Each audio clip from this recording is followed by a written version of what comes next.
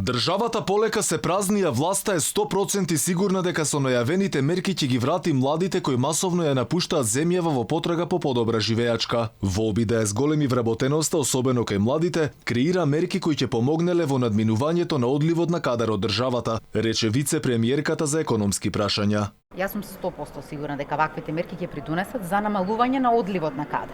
Затоа што ако не правите ништо, тогаш сте сигурни дека ситуацијата ќе се влошува. Доколку воспоставувате систем, креирате мерки согласно нивните потреби, тогаш јас сум сигурна дека секое младо лице може би во даден момент ќе сака да замине на дошколување на одредена пракса во странство, но ако се создадат услови во нашата држава и целосно сликата ја смениме за тоа дека живеењето во нашата држава е добро и нуди можности, јас сум сигурна дека младите лица ќе сакаат и да останат и понатаму да се вратат. Во меѓувреме опаѓа и бројот на ново запишани студенти на факултетите. Деканот на економскиот факултет од Скопје рече дека иако се празнат факултетите, тие и натаму прават напори со стопанството за кадарот да остане дома. Причината ја лоцира во намалениот број на средношколци.